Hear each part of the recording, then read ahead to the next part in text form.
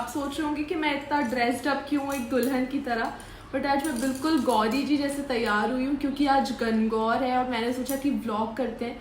तो गणगौर मारवाड़ियों का बहुत ही इम्पॉर्टेंट फेस्टिवल होता है और आज के दिन सभी लेडी, सभी लड़कियां लाल और पीली साड़ी, सूट्स ये सब पहनती हैं। तो मैं बिल्कुल एकदम 16 श्रृंगार किया है मैंने, बिल्कुल अपने शादी के सारे सब पहना हुआ है मैंने, and I am so excited for this festival. But इस बार लॉकडाउन है तो मुझे अकेले ही गणगौर की पूजा करनी पड़ेगी। गणगौर की इम्पोर्टेंस मैं आपको बताती हूँ। गणगौर राजस्थान में ज़्यादा सेलिब्रेट किया जाता है, राजस्थान का इम्पॉर्टेंट फेस्टिवल है, तो इसे सारे मारवाड़ी और राजस्थानी लोग सेलिब्रेट करते हैं। गणगौर इसीलिए मनाई जाती है क्योंकि ईसर जी और गणगौर मतलब शिव जी और पार्वती जी का ये फेस्टिवल है और आज ही के दिन शिव जी ने पार्वती जी को सदा सौभाग्यवती भव बोला था। इसका मतलब कि सदा सुहागन रहो, सौभाग्यवती भव। आपने देखा होगा कि दीपिका पादुकोण ने जो अपनी साड़ी पहनी थी शादी की, उसमें जो चुन्नी थी उसके ऊपर सदा सौभाग्यवती भव बोला था, तो वो आज ही के दिन, बड़ी गणगौर के दिन बोला गया था।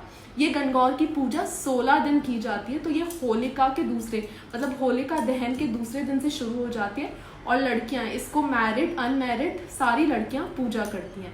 अनमैरिड लड़कियां इसीलिए करती हैं क्योंकि ये पूजा करने से अनमैरिड लड़कियों को अच्छा ससुराल के अच्छे लोग और अच्छा पति मिलता है, इसके लिए वो ये पूजा करती हैं कि हमें अच्छा ससुराल मिले, अच्छे वहाँ के लोग मिले, अच्छा पति मिले। और सुहागन औरतें अपने सिंदूर के लिए ये पूजा करती हैं।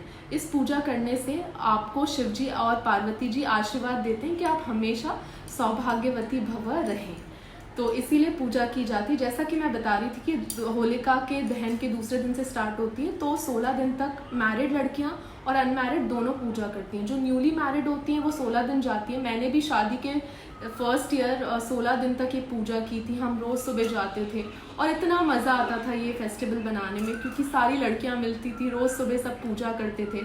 फिर बाद में सूर्य भगवान को जल चढ़ाकर और फिर गौरी जी को 16 दिन उनकी पूजा करके और आखिरी दिन जो कि आज बड़ी गणगौर है, आज उनको शिव जी के साथ विदा करते हैं। तो खूब ढोल नगाड़ों के साथ उन्हें गांव भर में घुमाते हैं, उन्हें पानी पिलाते हैं, गणगौर के गीत गाते हैं और डांस करते हैं, घूमर करते हैं, तो बहुत मज़े करते हैं।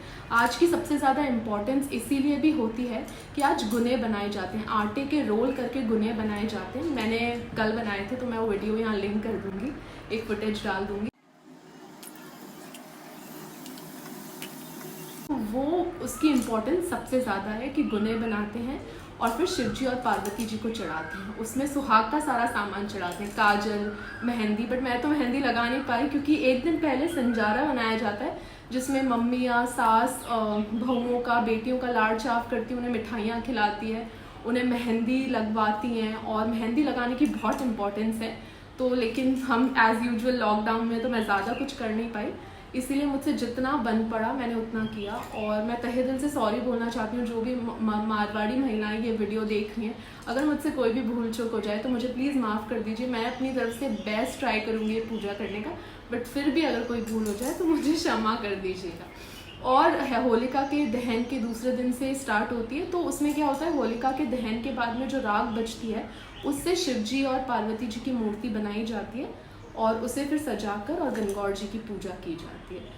तो मुझे सिर्फ आपसे यही बात कहनी है और ये व्लॉग करने का ये मतलब है कि अगर आप कोई भी कास्ट के हैं, कुछ भी हैं, प्लीज़ अपनी रूट से कनेक्टेड रहिए क्योंकि बहुत इंपॉर्टेंट है। हम भारत में पैदा हुए हैं और हम धीरे धीरे मॉडर्नाइजेशन के चक्कर में अपनी भारतीय संस्कृति बिल्कुल भूलते जा रहे हैं। तो बहुत ज़रूरी है कि हम अपनी रूट से, अपनी जड़ों से कनेक्टेड रहें। इसे जितने भी तीज त्यौहार आते हैं खुशी से मनाइए क्योंकि वैसे ही कोरोना है तो हम वैसे ही घर में हैं, तो भगवान हमें उन सब मुसीबतों से बचाए। And wishing you all a very happy Gangaur.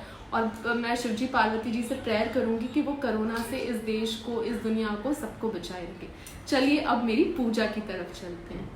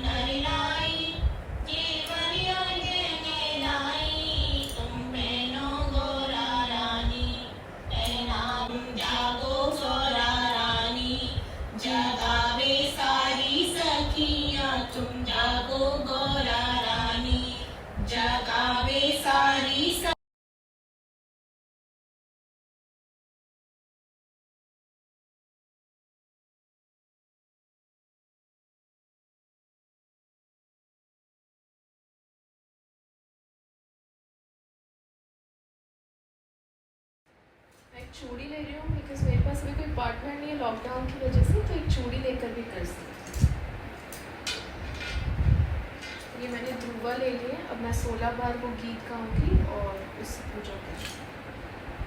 गो गणपति ईसर तुझे पार्वती, पार्वती का आला टीला, गोर के सोना का टीला दे टक्का दे रानी, भरत करे लगा दे रानी, करता करता आस आयो मास आयो, खेरे खारे लाड़ू लायो लाड़ू ने बेरानी भी, वीरों ने टक्का ने भी, सन मन 16 सात का चोला, रानिया पूजे राज में महिमा का सुहाग में, रानिया को राज बढ़तो जाए माँ को सुहाग बढ़तो जाए, कीड़ी कीड़ी जाते जात बड़ी गुजरात दे, गुजरातिया को पानी आयो दे देखो क्या तानी आयो, आंखों फूल कमल की डोरी, 1 2 3 4 5 6 7 8 9 10 11 12 13 14 15 16।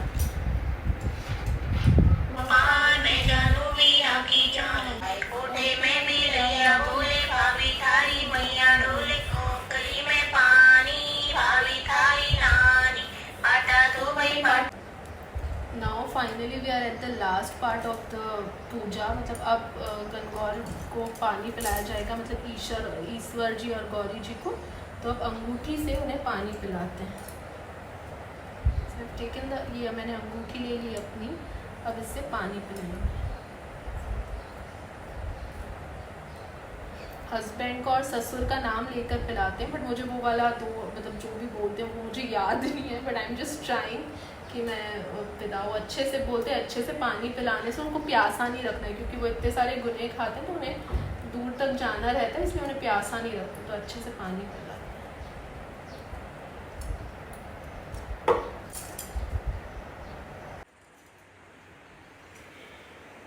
खुश रहो। The last part is left. Now we'll go and do the Surya को, ये जल चढ़ाते हैं सूर्य भगवान को, और फिर उसके बाद में गोल घूम के एक सर्कल बनाते हैं। Let's go.